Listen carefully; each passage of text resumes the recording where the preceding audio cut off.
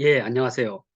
미래학교 고전학당 제2차 교육과정 한양풍경의 제7강이 되겠습니다. 춘성육이 원문으로는 제5회 강의를 시작하겠습니다. 예, 저는 한국역사인문교육원의 대표를 맡고 있는 오정윤이고요.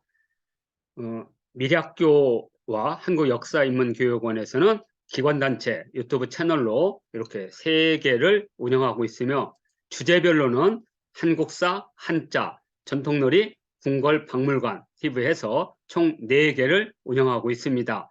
주제에 관심 있는 채널에 들어가시면 많은 콘텐츠를 만나실 수 있습니다. 자, 춘성육이는 어떤 내용의 산문인가 1강부터 줄곧 얘기했지만 처음 이 강좌를 듣는 분을 위해서 다시 한번 말씀드린다면 이 춘성육이는 영재 유독공의 시문집인 영재집 15권에 실려 있습니다.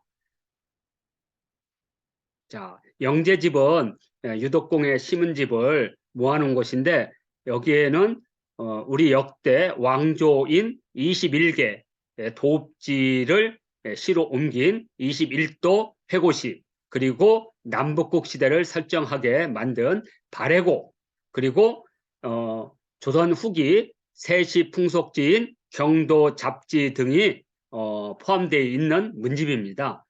15권의 춘성육이라는 아주 짧은 산문이 있습니다. 자, 춘성육이는 총 5면으로 구성이 된 산문이고요. 이 춘성이라고 하는 것은 3월 3일 봄에 도성을 유람했다는 것을 기록한 산문입니다.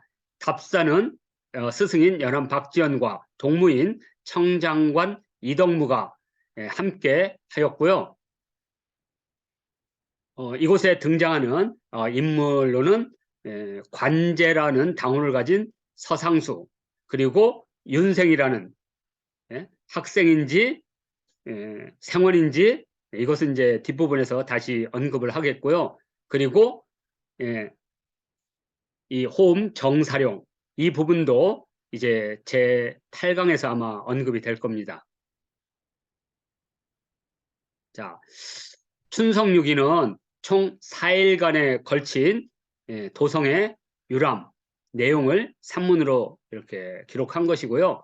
3월 3일 삼진날부터 시작해서 3월 4일, 그리고 3월 5일, 그리고 4일차 3월 6일에 이제 경복궁, 폐허가 된 경복궁을 다루고 있습니다.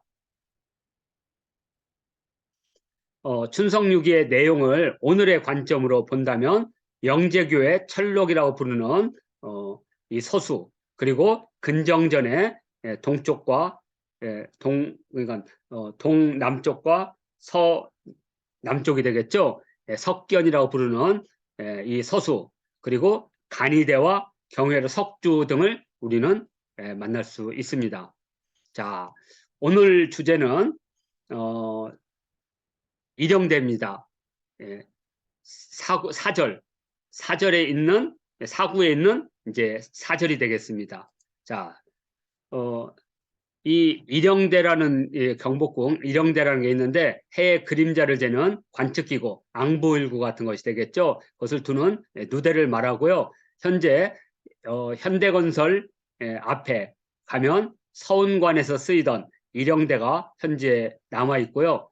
창경궁에 가도 남아 있습니다. 그건 간이대라고 부르는데요. 하여튼 내용을 보면 이제 근정전을 보고 근정전을 돌아서 이제 북쪽으로 가면 이제 일영대가 나온다.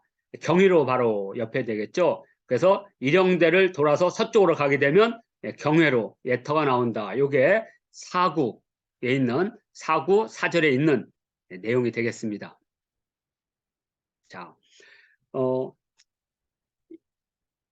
경복궁도라는 임진왜란 이전에 경복궁을 도안으로 만든 기록인데 여기 보면 근정전에 약 경회로와 이렇게 대각선으로 해서 일영대라는 표시가 되어 있고요. 현재의 관점으로 봐도 흥내문, 그다음에 근정문, 그다음에 근정전 바로 옆에 일영대 위치를 우리가 확인할 수가 있습니다. 자, 일영대가 이곳에 놓이게 되는 것은 일영대의 서남쪽에는 이른바 시간을 재는 보루곽이 있었고요. 여기서 이른바 이제 자경루를 만들어서 보관하고 있었죠. 그리고 서북쪽으로는 함원전과 흠경각 모두 천문 관측 기관이 되겠습니다. 그 중간에 바로 일영대가 있었습니다. 이렇게 어떤 위치를 생각하게 되면 일영대가 왜 여기에 놓였는지를 알 수가 있습니다. 자, 이 근정전을 돌아서 북쪽으로 가면 일영대가 있다. 그죠? 그래서 일영대를 돌아 서쪽으로 가면 곧 경회로 옛터이다. 아무튼 그런데 이제 이 일영대가 지금은 없거든요. 그럼 그 일영대는 도대체 어디로 갔느냐? 경복궁 중건을 할 때, 경복궁 중건을 할 때 바로 경회로 석축으로 썼다. 이렇게 되어 있습니다. 그래서 경복궁 영건일기에 보면 일영대를 경복궁 중건 때 경회로의 석축으로 재활용됐다. 그러니까 여기 이 경회로 연못에 이 바깥 외곽을 두르고 있는 이런 석축 등으로 활용되지 않았을까. 그러니까 어느 곳에 그런 그 일영대의 자취가 이 안에 있을 것으로 봅니다. 자, 경회로는 말 그대로 일영대 서쪽입니다. 그래서 근정전을 돌아 북쪽으로 가면 일영대가 있고 일영대를 돌아 서쪽으로 가면 경회로 예트라고 되어 있습니다. 자, 그래서 여기 경회로 오면 연지라고 되어 있고 그리고 겸재 정선이 그린 경복궁도에 보면 왼쪽에 연못이 있고 석각 기둥들이 이렇게 보이죠. 그래서 이 석주를 통해서 이 폐허된 경복궁의 경회로를 우리가 확인할 수가 있습니다. 자, 이제 사구 이제 5절로 넘어가겠습니다. 자, 경회로는 연못 가운데 있다. 부서진 다리는 건널 수 있다. 겨우겨우 건넜다. 식은땀이 나는 줄도 몰랐다. 자, 그러니까 이 앞쪽에 보면 자, 근정전을 돌아 북쪽으로 가면 일영대가 있고 일영대를 돌아서 서쪽으로 가면 경회로 옛터이다. 자, 그래서 이제 일영대를 지나서 이제 경회로 옛터를 오고 그때 일영대는 경회로 석축으로 사용해서 현재는 볼 수가 없습니다. 자, 그리고 경회로 옛터에는 겸재 정선의 경복궁도에도 이렇게 확인할 수가 있습니다. 이렇게 석주가 보이죠? 그 석주에 대한 이야기가 바로 사구 5절입니다.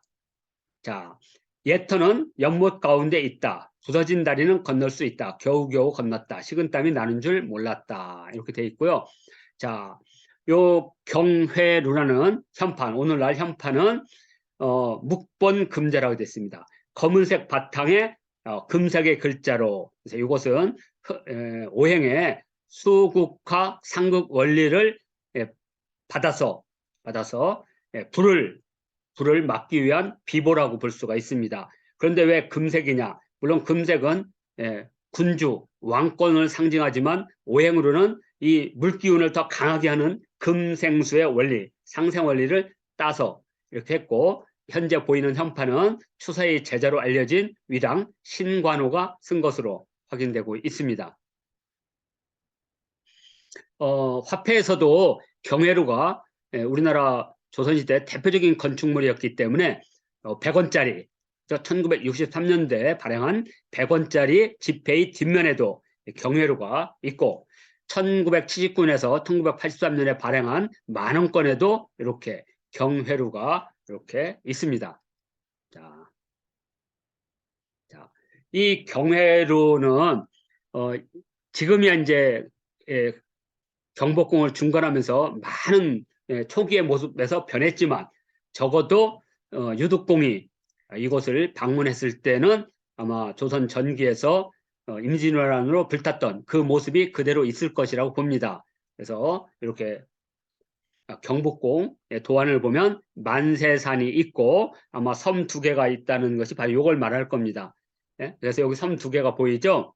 자, 그래서 조선왕조실록에 보면 경회루지에 배를 띄웠다는 기록이 있고 연산군 때 만세산을 만들고 황룡주라고 하는 배를 만들어서 그 용주를 타고 놀았다는 기록이 있습니다.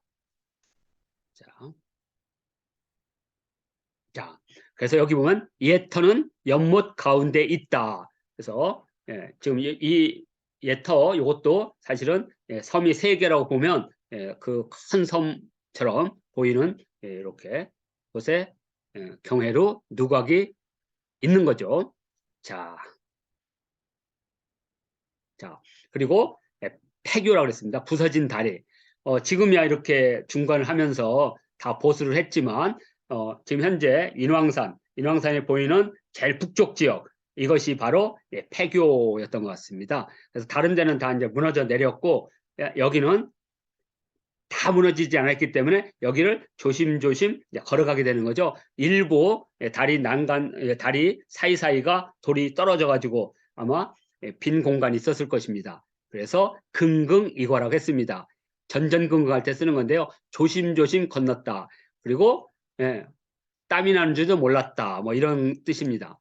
자, 그리고 앞쪽에 우리가 6강에서 석견이라고 부르는 것은 경복궁 영건일개 석구라는 게 있습니다. 이 석구가 그 근정전 동남쪽과 서남쪽에 있는 그 석견인지는 정확하게 파악할 수 없지만 기록상으로 뭐라고 되냐면 동학의 요기를 누르고자 석구를 짓게 하였다라고 했습니다. 그래서 이것이 근정전 서남쪽 모퉁이에 있는 석견이라면 우리는 이 석견의 이유를 이렇게 확인할 수가 있습니다. 그러니까 유독궁이 봤던 석견이 이것인지 경복궁을 중건하면서 새로 조각한 것인지는 우리는 확인할 수는 없습니다. 그렇지만 유사성, 그러니까 영건일개의 이 석구와 우리 춘성 6에 있는 석견이 같은 것인지 그것은 확인을 할 필요성은 있습니다. 그러나 기록상으로 최초로 석구가 정확하게 여기 등장하고 있다는 점. 자, 그리고 이제 다리를 건너서 드디어 경회로 석죄에 도착하게 됩니다. 경회로의 기둥돌은 높이가 3장을 넘고 대략 한 9m에서 10m 정도 되겠죠. 그리고 모두 48개였고 부러진 게 8개였다. 바깥 기둥은 사각형이고 안쪽 기둥은 원형이다. 그죠? 기둥에는 운용, 구름 사이 이렇게 꿈틀거리는 용의 모습을 새겼다. 오키나와의 사신이 말한 조선시대 3개의 장관 중에 하나다. 이렇게 했는데 하나씩 한번 살펴보도록 하겠습니다. 자, 여기 보면 경복궁 도면이라고 하는데 보면 연지라고 되어 있죠. 연지. 그래서 태종 13년 처음으로 이것을 여기 연못을 만들었다. 그리고 하륜이 그 현판을 썼다라고 기록되어 있습니다. 자, 하여튼 요 기록에는 그렇게 되어 있습니다. 그리고 석조 48개. 그래서 정확하게 되어 있고요. 이 서울특별시 입체전경 1945년도에도 이렇게 경회로가 이렇게 보이죠. 아무튼 요 기록을 통해서 석조 48개는 정확하게 우리가 확인을 할 수가 있습니다. 자, 그리고 이 기둥이 48개라는 것은 이 앞쪽에서 봤을 때 가로가 8개, 세로가 6개, 그래서 총 48개를 우리가 확인할 수가 있습니다. 자, 그리고 바깥의 기둥은 사각형이다. 이렇게 사각형 보이죠? 그리고 안쪽 기둥은 원형이다. 그래서 안쪽 기둥은 이 2층을 상징하는 겁니다. 그리고 이 네모 기둥은 아래쪽. 그래서 위축이 하늘, 그리고 아래쪽이 이제 땅을 상징하게 됩니다. 그래서 군주가 오게 되면 2층에 올라가서 앉게 되고 신하들이나 일반인들은 이제 보통 사람들은 아래쪽 풍악을 올려 이런 사람들은 또는 이제 검을 들고 지키는 사람들은 그래서 천지, 하늘과 땅. 그래서 이것을 우리가 천원지방, 이것을 정확하게 여기다가 반영을 하고 있습니다.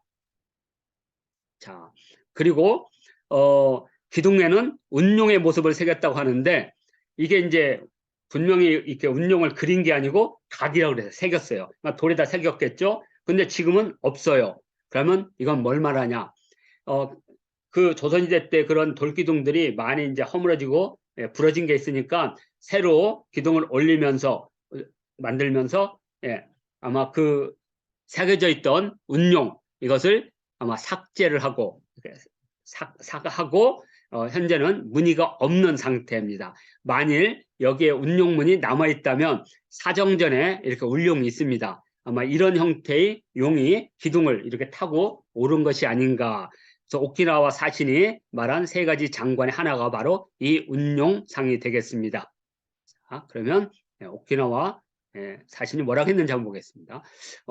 오키나와는 한자로 유구라고 했고요.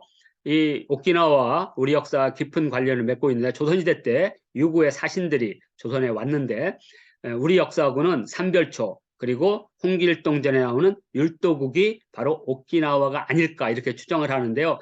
대략 11세기에 오키나와의 역사가 시작됩니다. 그전에는 이제 어민들이 그냥 부족끼리 모여 살았겠죠. 그러다가 북산, 중산, 남산이라고 부르는 이제 삼산 시대를 개척을 했고, 1429년에 중산에 의해서 육구가 통일됩니다. 그리고 이때 조선에 온 사신들이 바로 중산 통일왕조 때 조선에 오게 됩니다. 자, 그리고 1609년에 사스마 번에 예속돼 있다가 1879년에 일본 제국, 1868년에 일본 제국이 등장을 하죠. 그러면서 일본 제국의 한 섬으로 편입이 돼서 역사가 이제 마무리가 됩니다. 우리나라하고는 13세기 삼별초 일부가 여기서 이주 또는 삼별초가 이런 왕국을 건설하는 주축이었다는 그런 견해도 있습니다. 그리고 17세기 홍길동 세력이 이곳으로 이주하지 않았을까, 뭐 이런 견해도 있습니다. 자, 1477년, 그러니까 유구가 중산국에 의해서 통일이 된 후 한 4, 50년 된 후에 성종 8년, 1477년 7월 4일에 경복궁에 거동하여 유구국왕 사신 내원리주 등에게 잔치를 베풀다 이렇게 돼 있고, 경위로 아래에서, 그러니까 경위가 정확히 나오고, 또 여기 보면 월산대군도 등장하고 영의정 정창손이 등장합니다. 이게 무지 중요한 기록이죠. 왜냐하면 오키나와 사신이 말한 세 장관 중에 바로 정창손이 등장하기 때문입니다. 자, 용제총화에 보면 용제총화는 성현이 지은 어떤 필기 백과사전인데요. 여기에 보면 정윤현 유구국왕, 그러니까 정윤현이라는 게 바로 여기 성종 정윤현이죠. 요 말합니다. 정윤현의 오키나와 사신이 우리나라에 왔을 때 성종이 경회로 밑에서 접견했는데 그 오키나와 사신이 내가 귀국에 와서 세 가지 장관을 봤어 하면서 말하기를 경회로 돌기둥에 종잉으로 그림을 새겼다 이거고, 두 번째는 정창손의 풍채, 그리고 세 번째는 두주불사였던 이숙문, 이것이 정말 장관이었어 하는 것을 용제총화가 기록했는데, 요 용제총화의 기록을 바로 증명해 주는 게 우리 조선왕조실록 성종 8년 7월 4일 기록이 되겠습니다. 자, 그러면 자, 유구 사신이 말한 세 가지 장관 중에 하나 볼까요? 경회로 돌기둥에 종잉으로 그림을 새겨서 나는 용의 그림자가 푸른 물결 붉은 연꽃 사이에 보였다 안 보였다 하니 이것이 한 가지 장관이요. 이런 모습들이겠죠. 지금은 운용은 없지만 만일 여기에 운용이 있었다면 물 사이로 막 용이, 그런데 실제 경의로에서 청동 용상이 발견이 됐죠. 하여튼 현실 속의 용은 만날 수 없지만 현재 청룡, 그러니까 동상으로 만든 청룡상은 우리가 현재 고궁박물관에서 확인이 됩니다. 그걸 이렇게 연상을 하시면서 이 기록을 보시면 되겠고요. 또 하나는 세 가지 장관 중에 하나는 영의종 정창손의 풍채인데 이 정창손의 초상화에 보면 흰수염이 이렇게 길게 났죠. 그러니까 이 흰수염의 풍채가 당대 최고였던 것으로 보여졌던 것 같습니다. 그래서 흰수염이 늘어져 배에까지 내려와서 조복을 빛나게 하니 이것이 두 번째 장관이요. 이렇게 말을 하고 있습니다. 자, 세 번째로는 예빈 부정, 그러니까 예빈시에 속한 부정은 종삼품의 벼슬이고요. 이때 이제 이승문이라는 사람이 예빈부 부정이었는데 술을 정말 잘 마셨답니다. 큰 잔으로 벌컥 마셨는데도 취한 빛이 없었다. 그래서 이승문의 이거 언제 생물연대는 우리가 확인할 수 없지만 역사 속에서는 이렇게 찾을 수가 있습니다. 자, 예빈시라는 게 외국의 사신을 접대하는 관청이 되겠죠. 그래서 예빈시 부정을 이렇게 줄여서 예빈 부정이라고 부릅니다. 예빈 부정.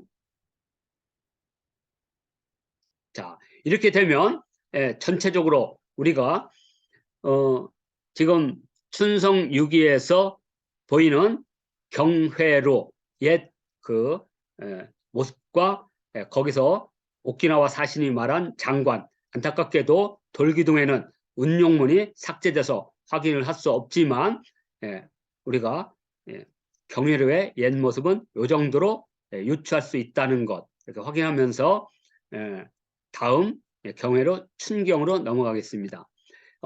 경회로 춘경은 어떤 역사적 사실보다는 그 봄의 풍경을 봤기 때문에 이렇게 빨리빨리 넘어가겠습니다. 그래서 담수 녹정 미풍 송의 연방 이렇게 하죠. 연방 검근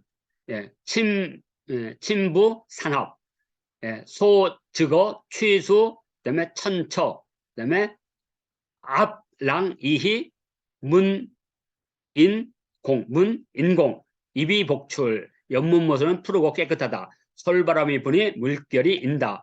연꽃송이와 가시연뿌리가 가라앉았다가 떴다가 흩어졌다가 모인다. 작은 붕어들이 얕은 물가에 모여 거품을 뿜으며 놀고 있다. 사람의 발자국 소리를 듣고 들어갔다 다시 나온다. 한번 우리가 그 강변 같은데 작은 물고기들이 들어왔다 나왔다 하는 모습을 연상시키면 될 것 같습니다. 자, 그래서 한번 보면 또 이제 계속 이어지죠. 담유 쌍도 연못에는 두 섬이 있다. 그래서 식송 송무 심은 소나무가 쭈뼛 솟은 채 기영 절파 잎이 무성하다. 그 소나무 기영 그 소나무의 그림자가 절파 물결을 가른다. 연못의 동쪽에는 조자 그러니까 낚시꾼이 그리고 연못의 서쪽에는 수궁 그다음에 이건 벼슬 환자입니다. 궁환. 그래서 궁을 지키는 벼슬 수궁환. 궁을 지키는 벼슬아치가 거기서 손님들과 활을 쏘고 있다. 이렇게 하고 있습니다. 그러니까 오늘날 경회로에 가서 그 빈터에서 지금 궁지기들이 벗들과 함께 활을 쏘고 있는 모습들을 본 거죠. 한번 보겠습니다. 자, 그리고 동북쪽 모퉁이를 있는 다리를 건너니 풀이 모두 황정이다. 약초가 되겠습니다. 그리고 돌들은 모두 옛날의 주춧돌이다. 주춧돌에는 이렇게 빗물이 이렇게 웅덩이가 패어 있는데 마치 기둥을 박았던 자리 같았다. 그래서 빗물이 거기에 가득 차 있고 어떤 것은 비어 있다. 이 정도로. 그러니까 그 이틀 상간에 비가 와서 봄비가 왔었던 것 같죠. 그래서 그 파여 기둥자리가 있던 그곳에 어떤 것은 물이 차이기도 하고 어떤 것은 물이 차 있지도 않았다. 뭐 이 정도로 해서 잠깐 살펴보도록 하겠습니다. 자, 여기 연못못은 푸르고 하는데 쭉 보면 작은 붕어들이 요게 이제 근정전 모습, 경회로 모습인데 이런 붕어들이 얕은 데 왔다가 휘푸르가 사람 발자국 소리 들으면 들어왔다 나왔다 하던 모습들을 이걸로 이렇게 유추를 연상을 하시면 좋겠습니다. 자, 그리고 연못에는 두 섬이 있다. 자, 그래서 연못에는 지금은 여기 요 뒤가 가려져서 있지만 이렇게 두 개가 있고 요쪽에는 그 경회로가 있죠. 그래서 섬이 세 개가 되겠죠. 섬이.